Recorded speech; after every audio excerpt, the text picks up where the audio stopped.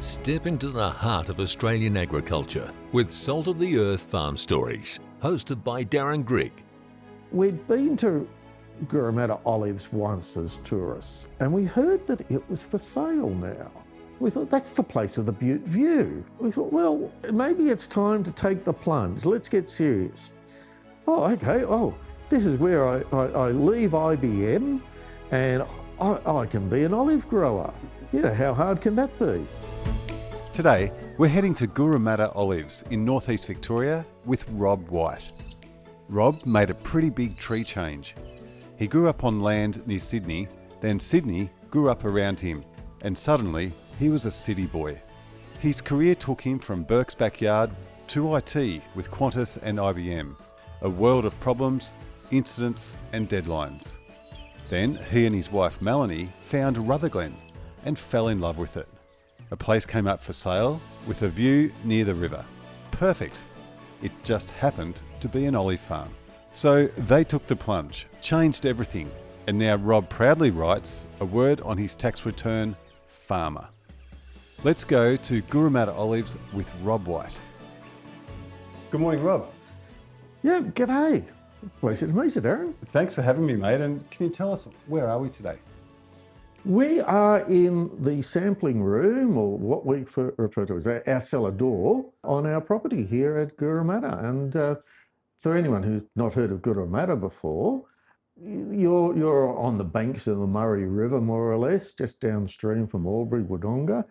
You may have seen the name, you know, if you're old enough to remember the Ken Maynard cartoons with the Eddamoga pub. And you'd see the names on the board of the various places. And Gooramadda used to appear on there a few times. So I like to think, amongst other things, you're in Ken Maynard, Eddamoga pub country. Well, it's a beautiful part of the world, mate, and right on the banks of the Murray River, just near Rutherglen. So fantastic. So growing up, Rob, where did you grow up? I grew up in a place called St Mary's, which is used to be on the outskirts of Sydney. And now it's all gobbled up in suburbia. But I was lucky enough to grow up on acres. One of the memories I have is Mum always said to me, we live in the country, we live in the country. And back then it was. And I still remember at school even, you know, I was probably about 6 years old and the teacher saying, so does anyone know the name of the country we live in? And we lived in St Mary's and we lived in the country. So clearly the country was St Mary's. Loved living on, you know, property. But then slowly suburbia encroached around us and that disappeared. But you accidentally then became a city boy. Yeah, gradually, yeah, you know, and you sort of got used to, you know, I can just jump on the train and you're in the middle of Sydney or whatever, you know, or you know, I wasn't one of those people who are frequently going to the theatre, where a lot of people say, oh, it's the entertainment, but you're used to a lot of things around you, you know, and that's I think one of the big things about the city versus the country is that virtually anything you want in terms of I need to purchase this or I need you know, to see a doctor about that, a specialist, jump in the car, within an hour, maybe 2 hours, you're there. Whereas in the country, it's a little bit further if you want to go to some of these places. Well, I can't wait to hear about this transition from the city to the country to this part of the world. But your career briefly, Rob, what was that? I've had a wonderful career. And still are. And still are. You know, like I actually say, this is only the latest chapter, and I'm actually wondering, is there another chapter that is yet to unfold? It might be a whole new book, mate. Oh, look, I'll try and go through it quickly. Left school thinking that I would like to get into radio or TV. And once again, for people who are old enough to remember, Max Rowley, who was the announcer for things like The Great Temptation, the Norman Gunston show. He was worked with John Laws. Yeah. I went along to the Max Rowley School of Radio and TV, and you have to say it that way if you've been there. Everyone who's been to there, Peter Overton, for instance, he's an old boy from the Max Rowley School. But I never did go down that path. Got a degree in industrial chemistry, worked as a chemist for all of about a year. Did you? Gradually moved into IT, But for a while there, I had this wonderful job at the University of Technology where I coordinated all the consulting activities for the academics. And so you need an expert on this particular subject, I'll find you one. And along the way, doing that career, met a chap who will return to, you'll see, at the University of Western Sydney at Richmond, Robert Spooner Hart. And Robert back then was an expert in diseases in grapevines. And we needed a specialist to work with us on a project up in the Hunter Valley. And so, Robert was the man. So we got him involved. And that was what life was like. One of the fun parts was Burke's backyard needed an expert on putting paving down in your backyard to make certain it was non-slip. I'll work that out. So I actually did a lot of work with Burke's backyard, working out those various guests.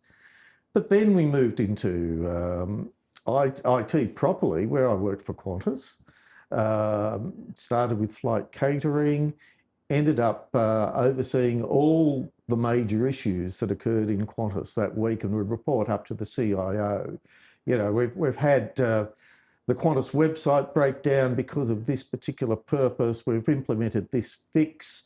And for a while there, I was the person, when you'd hear on the news about the major IT fault that grounded all of Qantas, I was the guy who would declare this is now a major incident. We're getting these people in the war room. If I'm not getting traction, let's say, from the Telstra representative, well, we could escalate it within Telstra to the point where if we need the CEO of Telstra engaged to get action, we will. And that was scary. You're there in the airport complaining about the queue. I'm working like blazes in the background trying to get us back in the air as soon as possible. And then finally 2003 is when they outsourced me to IBM. I continued having involvement with Qantas, but I ended up being what they term a service level subject matter expert for IBM. So making certain that companies, when they outsource their IT to IBM, that it performed to spec and that penalties were paid appropriately if they didn't. And literally there were millions at stake. And I'd often say to our team, we'd have a hookup in the morning. How's things going with your account? Do you need any help? Have you got any major issues?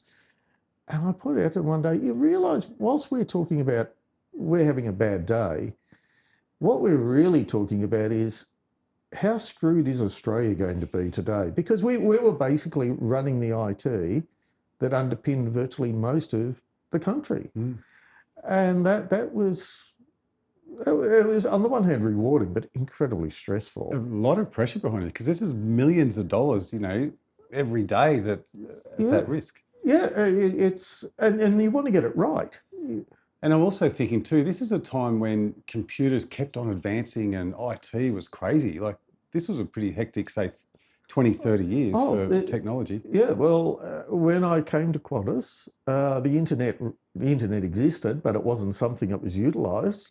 I remember when the Qantas website was launched and it was just a static website that told you what type of plane you'd be on, what destinations you went to and that. And it escalated to something that literally generates millions of dollars revenue every hour. When that's down, you're talking big dollars. When you're working out, we've had a failure on this system, we're talking, millions in penalties, but you have to make certain, well, why did that fail? I love this. One of the techniques you use is a program called the 5 Whys. And you say to me, well, this system broke down. I say, so why? Oh, well, we didn't have the latest software installed. Why? Well, we hadn't installed it because we hadn't got around to testing it. Why? And you drill down asking why, until you get to the absolute root cause, and then you can actually implement fixes. And so when people come to me now and say, hey, now you're a farmer, that's a totally different from IT. No, it's not. The 5 Whys still work when you're on a farm. All these techniques that we use in IT are still quite relevant in agriculture. Even learning about, your terminology. One of the things we talk about is when you're managing a major incident in IT, you want to make certain you got your words right. We're all talking the same language, and the language that you were taught in IT was ITIL, the IT infrastructure language. And for instance, you might say, I've got a problem.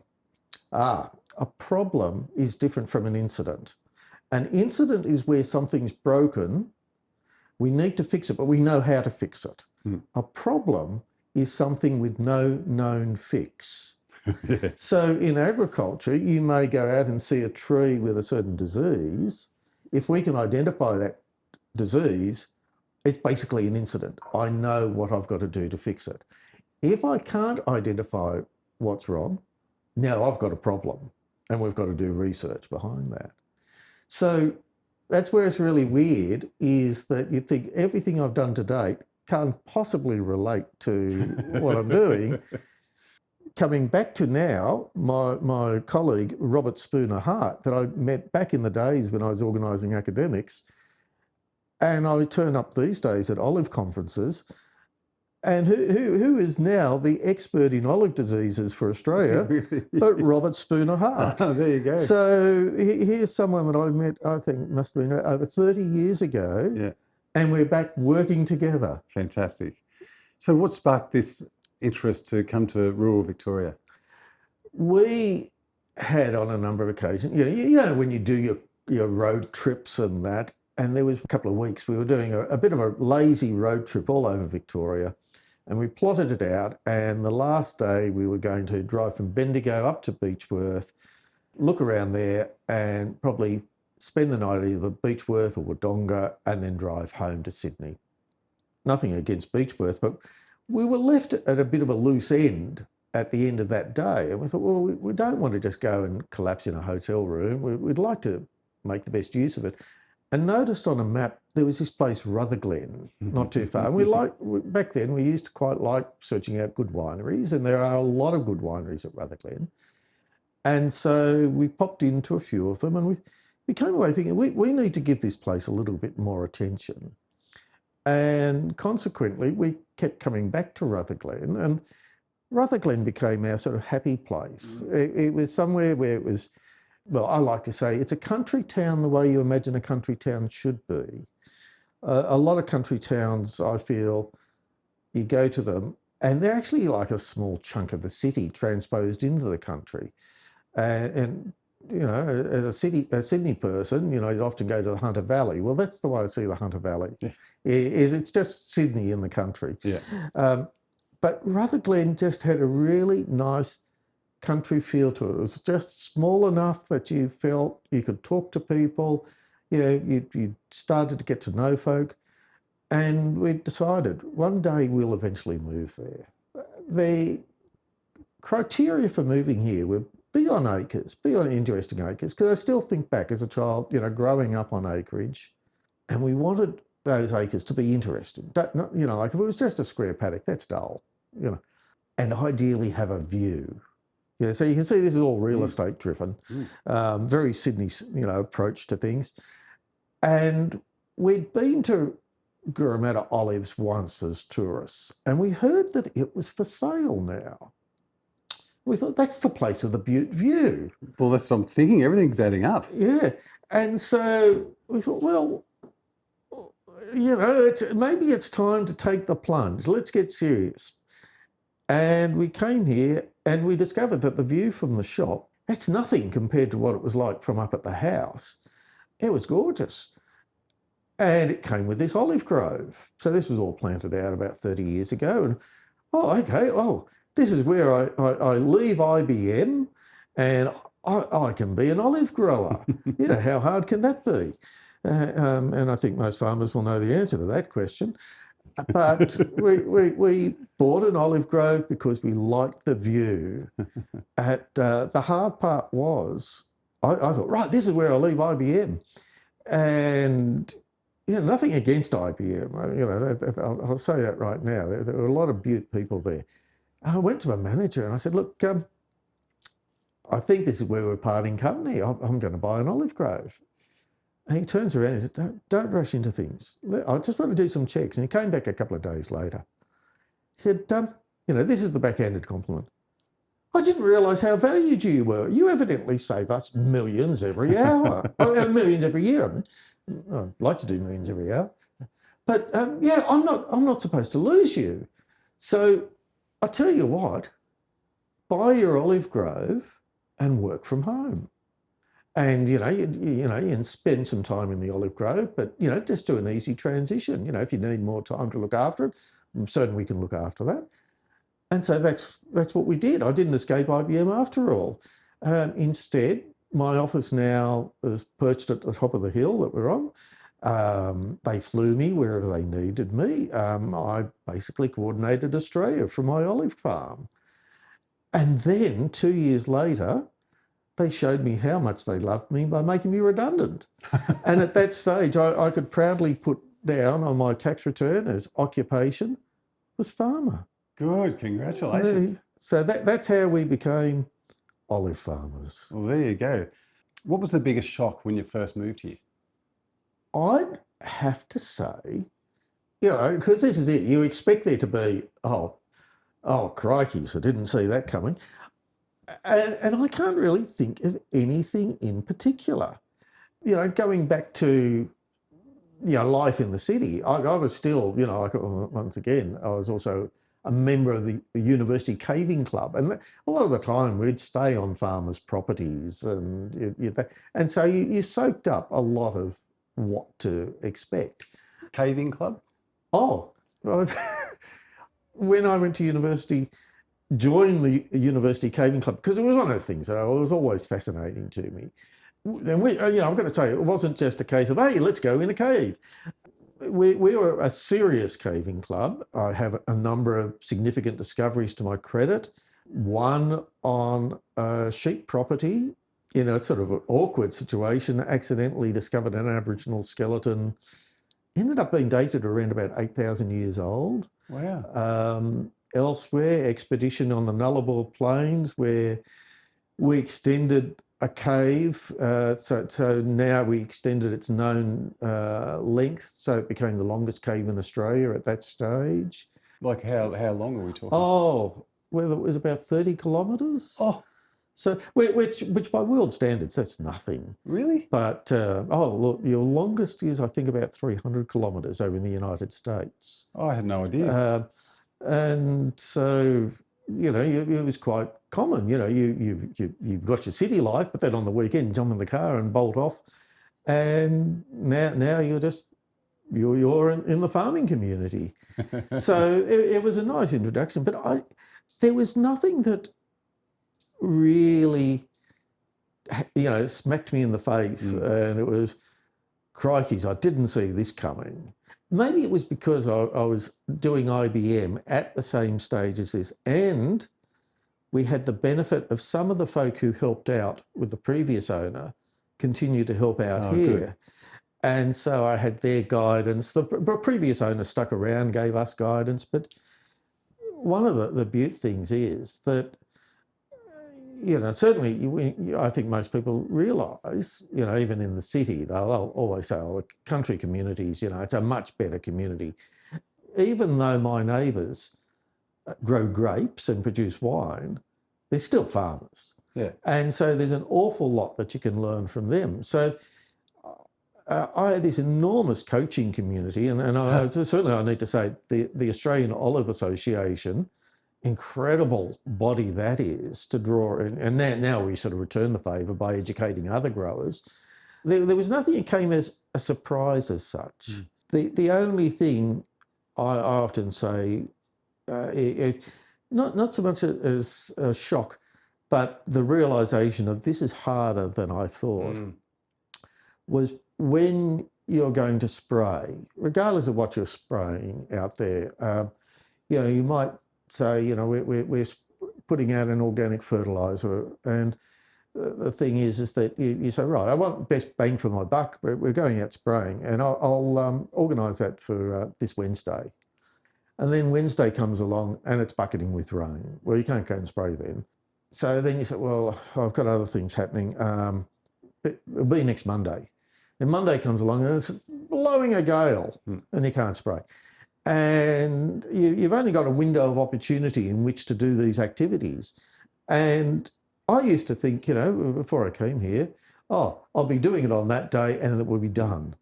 And instead, nature is working against you, conspiring to try and stop you from doing these things that you need to do as a good farmer. And, some years you just never get it done because nature has conspired against you. Yeah, she wins every time, Mother Nature. Oh, look, I sort of think back to, city life. One of the Butte things was, hey guys, I'm booking annual leave in about 4 weeks' time. I'll be gone from this date to that date and I'll try and get everything done. But look, if I don't get it sorted, it's okay. I'll finish it when I get back. Well, when you're a farmer, it doesn't work like that. If you're lucky enough to actually get that time off, you get time off, but nature doesn't. No. Nature says, you go and take a holiday. Yeah, you have a nice time. I'll throw a curveball. You wait and see what I've been doing whilst you've been away. And then you come back and you find weeds all over the place, or suddenly this area of the grove's looking sick, or the irrigation's busted. Oh, it wasn't getting watered after all. Oh, look, I will say I miss annual leave. And the idea that it's just you take time off and it will all be okay. What did year one look like compared to now? In some ways, year one was a naivety. I'll just do this, I'll do that. And I didn't quite get through those tasks. That I suppose the thing, you can, as a farmer, you do all these activities through the year, but you don't make money until you get to harvest. I remember that harvest, the previous owner said, you need to make certain you're going to have lots of olives and you probably won't have enough olives here. You'll need to organise other groves. And I remember there was a variety of olive called Frantoio. I like to roll the R's in the olive varieties. Frantoio. And we didn't grow that here. So I had to find someone who grew Frantoio olives. And as it was, I'd been doing a job for IBM in Sydney and I was on the flight back to Albury. I struck up a conversation with this chap next to me and lo and behold, he had an olive grove with Frantoios on it. No way. So we went out to pick them. Unfortunately, it transpired that his olives were pretty crook. So we never really did get the crop that we expected. But I look back now, I sort of think, the amount of oil that we produced, we felt pretty good about, how much oil we produced. These days, we probably produce 10 times that quantity. Right. The amount of table olives we bring in are 100% from this grove. Wow. Because I've tried to work at improve the yield of the crop. We'd be double, triple the productivity of what the grove was originally. The grove back then was nowhere near as productive as it is now. And when did it just start to feel like, wow, this is a business? Maybe it was during COVID, because up till then, we'd operated pretty much along the lines of people would come into the shop and buy. And COVID, one of the Butte things, COVID was wonderful, forced us into doing lots of things, so we saw it as quite a positive. One of the things is it forced us into having a practical online presence. If people wanted to order online, they could. And so we developed that. And so now we have the online section of the business. We started to realise also, a lot more of the food venues, restaurants and cafes and so forth, they were now starting to buy a lot more. So COVID seemed to be a turning point. You have three distinct aspects of the business now. Is the shop, which I always say, as I get older and maybe I want to wind things down, the shop is the last thing I ever want to let go of, because I love seeing people come in and introduce them to the world of olives, even if they didn't think that they thought they were going to turn up here and try a Kalamata olive and try a taste of extra virgin olive oil. and then discover they're going to get a lot more than that. That's wonderful. I love that. But, we've got the element of the business supplying all these restaurants and so forth, and then the mail orders. I speak about trying to go on annual leave, as it were, and it's very difficult because it's only me and my wife running the place, and yet you've got to go around and, for instance, make certain of all the restaurants got their stock. Are you going to place an order when we're away? Because we'll need to have, we've got a plan B on how to deal with that. But we're always on the go. And agritourism, like this is a booming sector. And once again, I like how it connects people to our rural communities. What's your take on it? Well, we see probably if you have to break down our business into its components, we put agritourism right at the top. Once again, from, many things that I've done in the past, working as a tour guide at Jenolan Caves on weekends, that was a great opportunity to see how tourism worked and how to work with people, because back in those days, people thought that you went on a cave tour because you had decided you wanted to learn about how stalactites form. Whereas I realised, people don't. Some people think like that, but most people just want to have a nice day out. So our concept of agritourism is, it's not about, I'm going to sit you down and teach you how we grow olives here and what to look for. No. I'm going to make this a really entertaining experience. But the idea is, if this is an entertaining experience, if you go away, think, that was really wonderful, you'll have bought some of my produce. That's how I make money. But because you had such a wonderful experience, and hopefully you have a great experience at the neighbours, at the wineries there, and great experience going through some of the restaurants and that in Rutherglen, that visit to Rutherglen was really terrific. Let's go back again. And then I make more money out of you. And then I make a living. So the thing is also, even if you don't make that return visit, our attitude now is we're more than just selling Gooramadda olives. We see ourselves as selling the Australian olive industry. So you come here, you've heard extra virgin olive oil is good for you, and that's about it. Maybe you should buy extra virgin olive oil instead of virgin olive oil. But you come here, and I'll give you some background information as to why you do want extra virgin over other oils. And you now go away, say, okay, well, now I know what to look for. And let's say you're from South Australia, you came over here on a holiday, and you go back there, and you now have a better idea of how to find a good quality product. So you're not buying oil from me, but I've helped growers over in South Australia sell to you, and that's it. We see ourselves as it's not all about us. We're part of a community, be it bound by geography in the Albury-Wodonga region, or bound by an industry, the olive industry.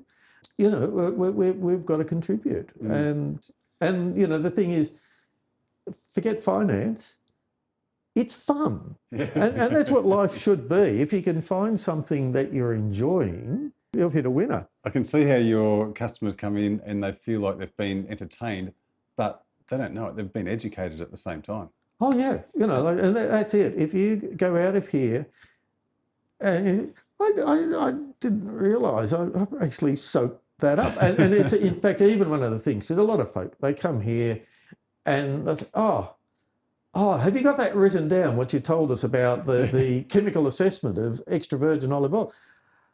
We've thought of that now, and on our products, we have a QR code. And it tells them everything they want to know about extra virgin olive oil. It gives them recipe ideas. If they're growing an olive tree in their backyard and it looks sick, well, I've given you a link to the industry olive care website. If you happen to come in and you say, I've got an olive grove too, I've just bought it, I don't know where to start. I'll spend a bit more time with you, bring you into the industry. But there's a link to the Industry Association website, and that's it. Love it. Great idea. So, Rob, what does make a good olive oil?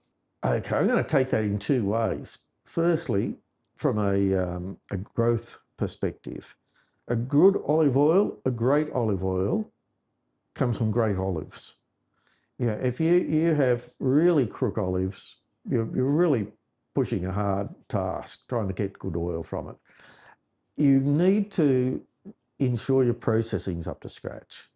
One of the key things is you want to minimise the time from when you pick to when you press. And most growers, us included, we'll aim for within 24 hours. I think we generally work at about, I'm going to say 18 hours.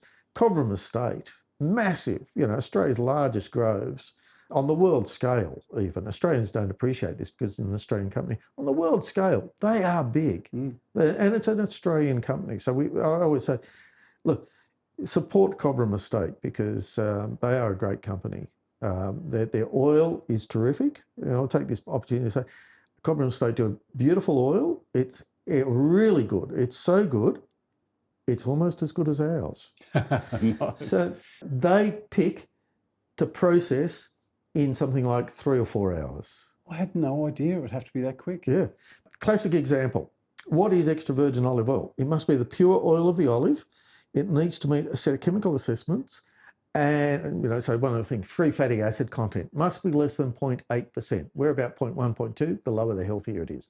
If it's above 0.8 and below 2%, that's a virgin olive oil. More than 2%, not suitable for human consumption. But then it needs to taste good with 0 defects. So, case study. This year, we had a grower that we knew had his oil assessed. It passed the chemical assessment, but it failed the sensory test. So where we tasted, it tasted of wet straw. So you don't want extra virgin olive oil tasting of wet straw. That is a defect. That comes about from olives fermenting before you process them. So what we believe is that the time from when he harvested to when he had them pressed was just too long. So you really got to watch that period, because if you don't, all that effort, all the work that you'll put in, pruning your trees, irrigating, fertilising, all that work. 12 months of work. This is when the money matters. Just an action of a day of we just took a little bit too long to press, and your effort's gone. Oh, yeah. Another case study, we had another person's oil, once again, passed the chemical assessment, failed taste, and this is soul destroying for the person involved. But to me, I look upon it and I can share the grief. When we're getting ready for processing, I'll prepare the tanks that we store the oil in. So stainless steel tanks, we'll pressure clean those. We'll go through, sanitize them, give them a thorough flushing out, air dry them. It's ready to receive the oil. We'll put the oil in, it's all kept airtight. This particular fellow, what we worked out from the taste of the oil, he did all the right things, except when it came to flushing out the sanitizer, we don't think he flushed it out thoroughly. So there was sanitizer left in the tank, and that's a year's harvest destroyed. All right, can we go back a step then? What happens during that pressing process? Okay. So we've got our olives delivered to the press, and for most growers, there'll be they won't have their own press because it's a significant investment to tie up. So they'll deliver it to a press, and at that stage, we're going to dump the olives into the press. The first thing that happens, they're washed, de-leafed and sticked, because when you're shaking olives off a tree, there's a lot of crud coming down along with the olives. Okay, now we've just got olives. They go through basically a hammer mill, so they're crushed up, seeds and all. Okay, we've crushed that up. Now that's just in a large vat, and it's just churned for about 40, 50 minutes. Now, key thing is, that's done between 20 and 30 degrees Celsius. If you elevate the temperature, you'll get more oil coming off. The extra oil, though, is not as good as that which you're cold pressing. So that's why you possibly heard people say, oh, make certain your oil is cold pressed, because the best oil is cold pressed between 20 and 30 degrees Celsius. Okay, we've now liberated the oil from the pulp. We need to extract that or separate it from the pulp. So we run it through a centrifuge. Oil spits out one side, pulp goes out the other side. Most growers will let that dry and use that as a mulch on their The grove. pulp, which is like the skin. Yeah, the skin, the mashed up seeds. The seeds are actually really good because they're like vermiculite. They're really good for aerating the soil. But you could take your pulp and run it through the press a second time, and you will get a bit more oil coming out, but it's not as good as that from the first pressing. So once again, you've heard people say, oh, make certain you get it first pressed. And at that stage, voila, there's your extra virgin olive oil. All you've got to do now is make certain you put it in your tanks, it's kept airtight, it's temperature managed. And if you do the right things, as we said, make certain the tanks are clean, you should be fine. The only thing is, there's so many things that can go wrong. And as I said, so many people think that so long as it says cold pressed, first pressed, then you're getting extra virgin olive oil. And that's nonsense, because there are so many other things that can go wrong, that's no guarantee. And this is where I'm quite passionate about, did I know about this when I came into the industry? No. The peak body is the Australian Olive Association, and we've got this program where you get your oil tested and certified that it is extra virgin. You've got to substantiate how you store and handle the oil, that it's kept airtight, temperature managed, a whole raft of things that we do. But once you've got that documented and you submit your lab results and it's certified, you can then place the Olive Association certification logo on your oil, and it's like a little triangular symbol. If you see that on your oil, you know you're getting certified extra virgin olive oil. So forget this nonsense about cold pressed, first pressed. We've got to look for that logo. You've got to look for that. Extra virgin, cold pressed, first pressed, and the logo. But probably look for the logo first. Look for the logo, because it's that symbol that really makes the difference. We actually now, going from the people who knew nothing about olives and agriculture, my wife and I now run what's called the Australian Golden Olive Awards, which is run on behalf of the olive producers of northeast Victoria. And with that, open to anyone growing olives and pressing for oil in the country. And they will enter their oil, they send it to us. One of the things we do that's different from any other competition, we will have their oil tested and certified, both by the lab and the taste panel, that it is extra virgin.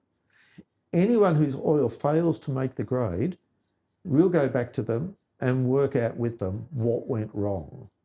Because what we want to now do is pass on the things we've learnt, and our objective is not just make ourselves better, but help Australian olive growers right across the board become better. That's fantastic. You're a real little olive community, aren't you? And it's like farmers learning from farmers. Exactly, and that's it. You can ask Farmer McGoogle for help, and actually I will say, Google Gemini, the AI engine, I'm discovering is a boon for farmers. I absolutely love that. But nothing beats getting a few folk together, and that's where it is great as a farming community, where you can share that general experience and realise it's not you. Because, as they say, farmers do suffer enormously from mental health issues. And a lot of it is because you are there thinking, what did I do wrong? Back in the corporate environment, and something would break in a major IT issue, you do a root cause analysis and you say, that's what went wrong, be it a piece of equipment broke, or you personally did something wrong. In farming, it's often no one did anything wrong. It's just that's nature. That's right. Well said. With olive oil, should we treat it like orange juice? Fresh is best. It definitely, and that's probably one of the discoveries I made when we came here. Because I knew Rutherglen through wine, and we often talk about wine, I cellar that bottle, that's going to mature quite nicely. And I foolishly thought olive oil was the same. That's not the case. Stock standard age, a best before date of an extra virgin olive oil is at most 24 months from the date of harvest. Right. You can get quite detailed with various tests that you can perform, but one of the things I absolutely love is when we do press this year's oil, and I've got it back from the press, So, the oil that I'm holding, in this container was olives, just the same time the previous day. And what I love doing is being able to decant that out into small bottles and hand that out to, our friends and those people who have been involved in the picking, because it is such an exciting thing, that the taste of oil that was olives the previous day, that you're not going to get any fresher. And you bake your sourdough and it's just warm, and you plunge it into the oil. Don't sully it with balsamic, because as I say, that's like, the person who sullies their oil with balsamic, a good oil we're talking about, it's the same person who says, I got given a bottle of Grange and, I reckon I'm going to use it in that casserole and it's going to be terrific.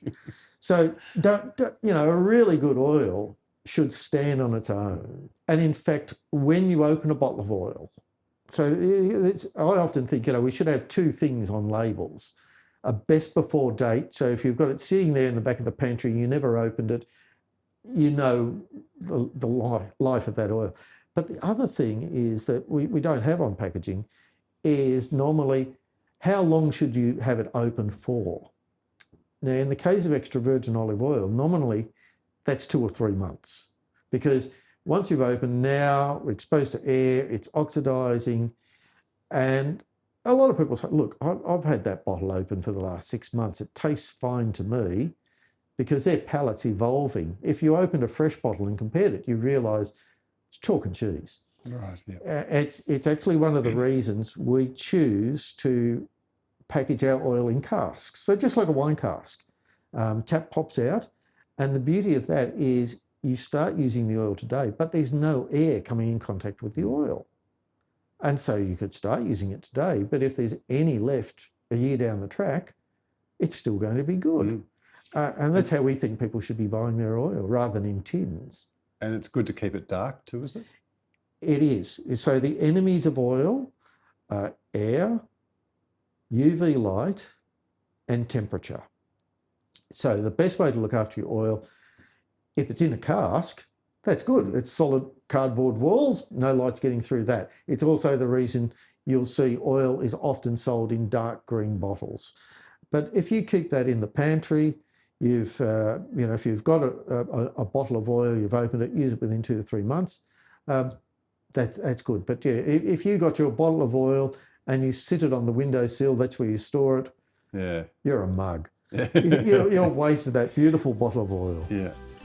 That's part A at Gooramadda Olives with Rob Whyte. A story about big changes, early mornings, harvest pressure, and learning to slow down and listen to the land. In part B, we head into the kitchen and into a bowl. There's a breakfast habit in here that might surprise you. If you enjoyed this episode, please share it, follow the podcast, and keep the conversation going with us on social media. It really helps. Part B is coming up. See you there.